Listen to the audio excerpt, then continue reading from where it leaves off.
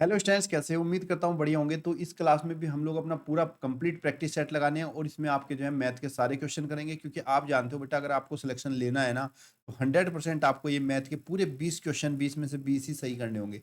और ये सही तभी होंगे जब आप मन से प्रैक्टिस ईमानदारी से तैयारी करोगे, क्योंकि ईमानदारी से करी गई तैयारी हमेशा रंग लेकर आती है। तो चलिए शुरू करते हैं, और जितने क्वेश्चन आपको आते हैं मुझे कमेंट बॉक्स में जरूर बताना। वीडियो को तो लाइक कर ही लिया होगा। चलिए शुरू करने से पहले मैं आपको बता दूं, सबसे पहले आपको ध्यान से क्वेश्चन को पढ़ना है। जितने अच्छे से क्वेश्चन को पढ़ोगे इतनी जल्दी आपका आंसर आएगा, और वो भी बिल्कुल ठीक। पहला क्वेश्चन है, एक आयताकार क्षेत्र का विकर्ण 10 मीटर है और उसकी चौड़ाई 6 मीटर है, तो उसका क्षेत्रफल कितना होगा, हमें ये बताना। देखो हम समझते हैं इसको। एक ये आयताकार आपके पास एक प्लाट है, और इस आयताकार प्लाट का विकर्ण, विकर्ण किसको बोलते हैं? जो आमने सामने वाले कोने को मिलाने वाली भुजा होती है, इसको हम विकर्ण बोलते हैं। इस आयताकार प्लाट का जो विकर्ण है, जिसको डी से रिप्रेजेंट करते हैं, ये आपका दिया हुआ है 10 मीटर।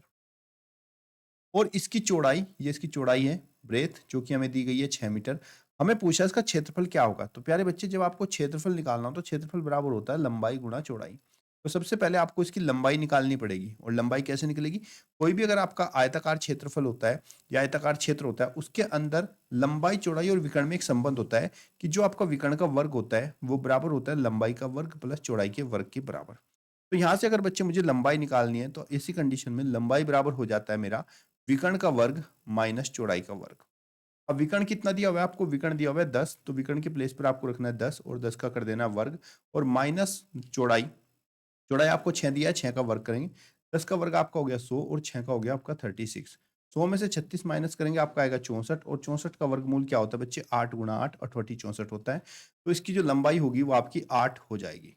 तो लंबाई हो गई आपकी 8 मीटर। आपसे पूछा गया इसका क्षेत्रफल क्या होगा, और आपको तो पता है ना क्षेत्रफल बराबर क्या होता है? लंबाई गुणा चौड़ाई। तो क्षेत्रफल बराबर लंबाई गुणा चौड़ाई। लंबाई हमारे पास 8 हो गई, और चौड़ाई हमें दी हुई थी पहले से ही 6 मीटर। तो 8 इंटू सिक्स, 8 सिक्स जा कितना हो गया? 48 वर्ग मीटर। ऑप्शन नंबर आपका ए राइट आंसर। बस आपको याद रखना है कि हमारा जो विकर्ण होता है, डायगोनल होता है, ये विकर्ण का वर्ग बराबर होता है लंबाई का वर्ग प्लस चौड़ाई का वर्ग। इसकी मदद से हम लोग, अगर हमें चौड़ाई दी हुई है और लंबाई पूछी है, तो विकर्ण का वर्ग माइनस लंबाई का वर्ग करेंगे, चौड़ाई का वर्ग करेंगे, तो आपको लंबाई आ जाएगी। यहीं पे बच्चे, अगर आपसे मान लीजिए लंबाई दिया होता है, चौड़ाई आपको पूछनी होती, यानी कि ब्रेथ आपको बतानी होती, तो ब्रेथ भी आपको क्या करना था? विकर्ण के वर्ग में से आपको लंबाई का वर्ग माइनस करेंगे तो ब्रेथ आ जाएगा। और यहीं पे अगर आपको विकर्ण याद करना है, कभी कभी विकर्ण भी पूछ लेता है कि किसी कमरे में लंबे से लंबे कितनी छड़ रखी जा सकती है, तो आपको विकर्ण ज्ञात करना होगा। विकर्ण का सिंपल सा फॉर्मूला ये होता है। क्लियर बच्चे? कोई डाउट है तो कमेंट बॉक्स में फिर से पूछ लेना, अगली क्लास में भी फिर समझा दूंगा। अगला क्वेश्चन देखिएगा, ध्यान दीजिएगा इस पे। अगला क्वेश्चन आपको कहा गया है यहाँ पे कि 3/48 1/12 का कौन सा भाग है? ठीक है। तो जब आपको ऐसा पूछा जाए कि 3/48 1/12 का कौन सा भाग है, तो हमें क्या करना है? जिसका भी हमसे भाग पूछ रहा है 3/48 का, तो हम क्या करेंगे? 3 बटा जो 48 होगा, इसको हमें डिवाइड करना होगा इससे, 1/12 से, जिसका भी भाग पूछेगा। अब यहाँ पे बच्चों, जब हम भाग करते हैं, तो मैंने आपको बताया था कि किसी भी भिन्नों को जब हम भाग करते हैं, तो इस वाले भाग को तो हम ऐसे ही रखते हैं 3/48, और ये जो बीच वाली गुणा का भाग का निशान होता है, इसको गुणा में बदलकर इसको उल्टा कर देते हैं, रेसिप्रोकल 12/1।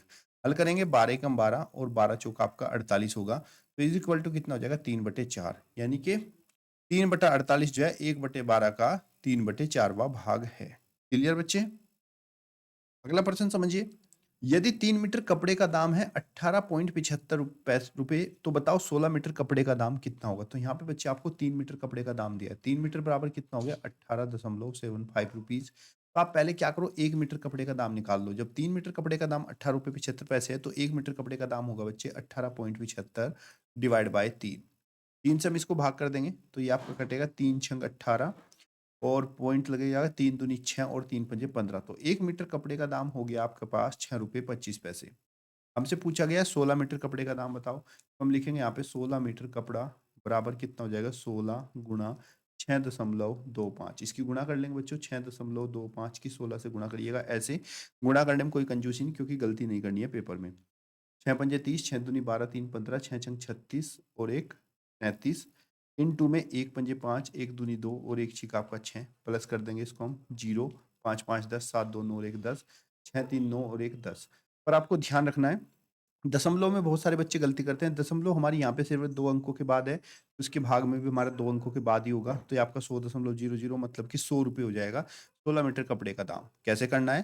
पहले आपको 3 मीटर कपड़े का दाम दिया गया था, आपने भाग किया, 1 मीटर कपड़े का दाम आपने निकाल लिया। जब आपसे 1 मीटर कपड़े का दाम पता चल जाए, तब आप जितने मीटर चाहे उसका निकाल सकते हैं। अगर 16 मीटर का निकालना है तो 1 मीटर में 16 से गुणा कर देंगे और गुणा करके जो आंसर आएगा वही इस कपड़े का दाम हो जाएगा। ये वाला क्वेश्चन भी आपका बहुत अच्छा था लास्ट टाइम। एक व्यापारी ने अपनी वस्तु को 75 रुपए में बेचकर उतना ही प्रतिशत लाभ अर्जित किया जितना कि उसका क्रय मूल्य था। वस्तु का क्रय मूल्य कितना होगा? ये सवाल वैसे तो अपने आप में काफी कठिन था, लेकिन मैं इसको आपको करने का तरीका बताऊंगा। पहले मैं आपको बताता हूँ, अगर आप बेसिक से करना चाहते हो इस सवाल को तो कैसे ये करना जाएगा। यहाँ पे कहा एक व्यापारी अपनी वस्तु को 75 रुपए में बेचकर उतना ही प्रतिशत लाभ अर्जित करता है जितना कि क्रय मूल्य था। तो वस्तु का क्रय मूल्य कितना होगा? तो आपको क्या करना है, अगर आप बेसिक तरीके से करोगे तो आप यहाँ पे मानोगे भाई, माना वस्तु का जो क्रय मूल्य था ना वो x रुपए था और उसने कहा उतना ही प्रतिशत लाभ। तो अगर हम यहाँ पे प्रॉफिट परसेंटेज की बात करें तो वो भी आपका x प्रतिशत ही हो जाएगा। और तब उसको बेचता है, ये जो यहाँ पे सेलिंग करता है, विक्रय मूल्य है, वो आपका 75 रुपए में इसको बेच देता है। अब जब आप किसी वस्तु को बेचते हो, जब आप किसी वस्तु को बेचते हो तो यहाँ पे क्या लगता है, क्रय मूल्य लगता है आपका, यानी कि कॉस्ट प्राइस लगता है, प्लस में जो भी आप लाभ कमाते हो वो लगता है और इन दोनों को जोड़ के ही आपका विक्रय मूल्य आ जाता है। तो इसके अनुसार अगर हम क्वेश्चन को देखते हैं तो यहाँ पे मैंने क्रय मूल्य एक्स माना और लाभ प्रतिशत है एक्स। किसका होता है ये क्रय मूल्य का ही तो होता है, यानी कि एक्स का एक्स प्रतिशत, यानी कि एक्स गुणा एक्स बटे 100 और बराबर में आपका क्या आएगा, विक्रय मूल्य जो कि 75 दिया हुआ है। अब यहाँ से बच्चे आप जब इसको सोल्व करोगे तो आपका एक्स स्क्वायर बटे में 100 हो जाएगा और इक्वल टू 75। जब आप इसको सोल्व करोगे तो आपकी क्वाड्रेटिक इक्वेशन बनी, क्योंकि ये क्वेश्चन पेपर आपका क्लास 6 के एडमिशन के लिए है, तो यहाँ तक आपने इस क्वाड्रेटिक इक्वेशन को आज तक पढ़ा नहीं होगा। तो यहाँ पर मैं आपको सलाह दूंगा कि आप इसके ऑप्शन से इसको निकाल सकते हो, यानी कि आप ये जो आपके ऑप्शन यहाँ पे रखे हुए हैं, इन ऑप्शन की वैल्यू अगर आप इसके अंदर रखोगे तो इसके अंदर रखने पर जहां पर भी ये दोनों तरफ से बराबर हो जाएगा वही इसका आंसर होगा। और इसका भी मैं हिंट देता हूँ आपको रखने का। अब ऐसी संख्या रखना ना जिससे 100 पूरा पूरा कट जाए। जैसे मान लीजिए आपने पहले यहाँ पे 21 रखा, तो 21 से तो ये कटने वाला नहीं है, तो ये ऑप्शन नहीं हो सकता क्योंकि दशमलव में कुछ भी नहीं दिया गया है। अब यहाँ पे अगर आप 30 रखते हो, एक्स की जगह आपने यहाँ पे 30 रखा, प्लस में 30 का वर्ग मतलब 30 गुणा 30 किया, बटे में आपने 100 किया, जीरो से जीरो कैंसिल हो गया, तो 30 और 3 तिया 9, कितना हुआ 39।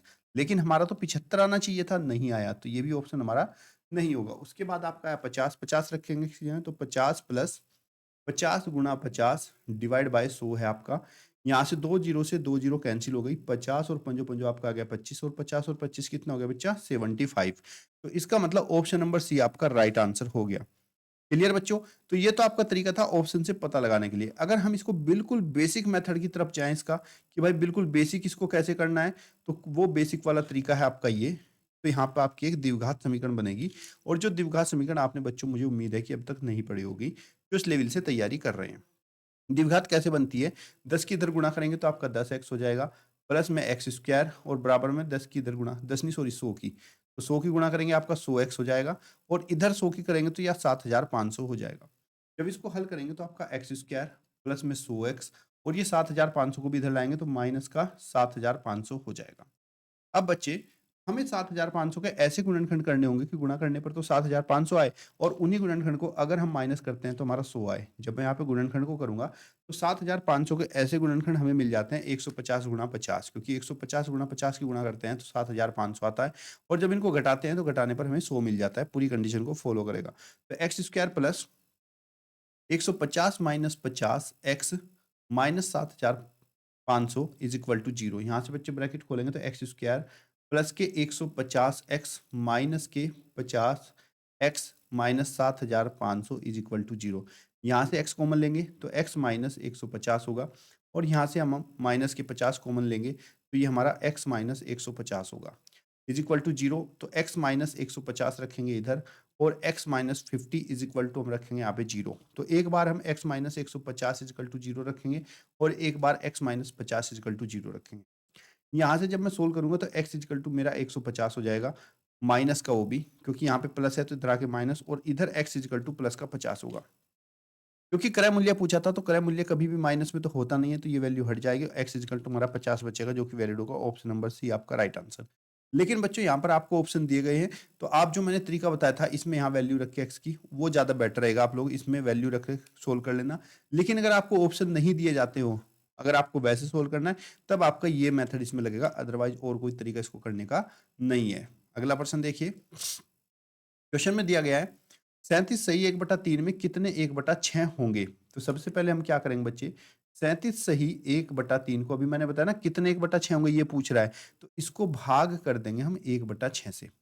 अब इसको हल करेंगे 37 की पहले 3 से गुणा करेंगे 3 से तो 21 3 तिया 9 10 11 111 हो गया प्लस में 1 करेंगे तो कितना हो गया 112 तो 37 तिया 111 प्लस 1 112 डिवाइड बाय 3 और ये जो भाग का निशान है इसको गुणा में बदलेंगे और इंटू में 6/1 कर देंगे 3 से 6 कटेगा 2 बार 3 दूनी 6 तो हो जाएगा 112 इंटू 2 बराबर 224 तो 37 से 1/3 में 224 1/6 होंगे ऑप्शन नंबर डी आपका राइट आंसर हो जाएगा।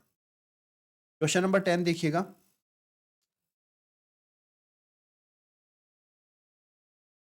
हमारे कुछ अंक दिए गए हैं और हमारे अंक है 3,7,015 से बनी 5 अंकों की सबसे छोटी संख्या बताओ क्या होगी। तो बच्चे छोटी संख्या बनाने के लिए सबसे छोटा अंक कौन सा है? तो अगर हम सबसे छोटे अंक की बात करें तो यहाँ पे हमारा 0 है। तो अगर हम यहाँ पे ऐसे लिखते हैं 0 1 3 5 7 तो क्या ये हमारा 5 अंकों की संख्या बनी? नहीं, क्योंकि बच्चे 0 में अगर शुरू में होता है तो ये 0 यहाँ पे काउंट नहीं किया जाता है। तो बच्चे अगर यहाँ पे 0 काउंट नहीं किया जाता तो हम क्या करते हैं, अगर हमें छोटी-छोटी संख्या लिखना हो तो 0 को हमेशा लेफ्ट साइड से सेकंड पोजीशन पे रखते हैं। तो हमारी सबसे छोटी संख्या बनेगी 1 0 3 5 7 ऑप्शन नंबर हमारा बी राइट आंसर होगा। ध्यान रखना कभी भी हमसे कहा जाए कि सबसे छोटी संख्या बताओ क्या होगी, तो सबसे छोटी संख्या के लिए हमें अंकों को छोटे से बड़े क्रम में लिखना है। पहले सबसे छोटा अंक, फिर उससे बड़ा, फिर उससे बड़ा, फिर उससे बड़ा। इस तरीके से हमें अंकों को लिखना है और हमारी सबसे छोटी संख्या आ जाती।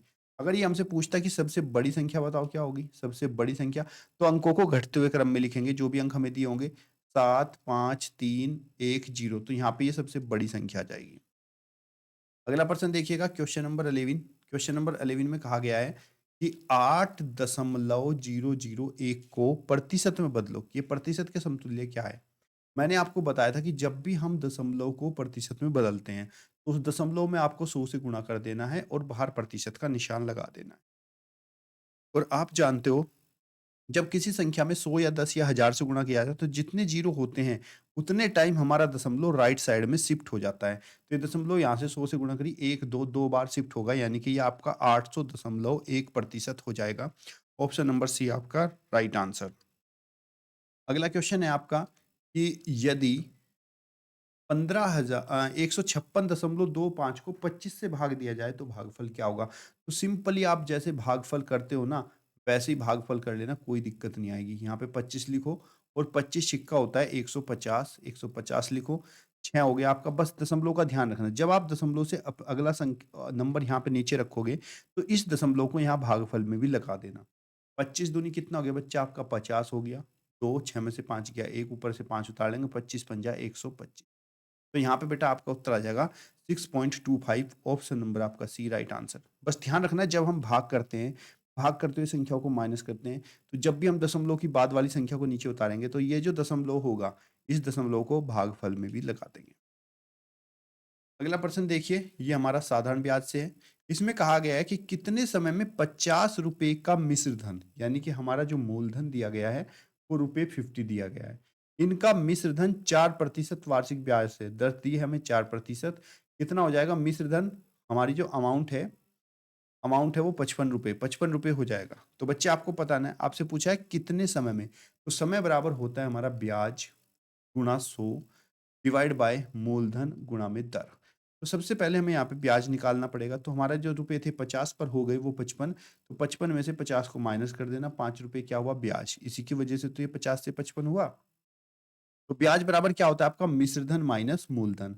अब हमने यहाँ पे वैल्यू लगा देनी है। मूलधन ब्याज हमारा है 5, 5 इंटू में 100 डिवाइड बाय मूलधन कितना है बच्चे हमारा?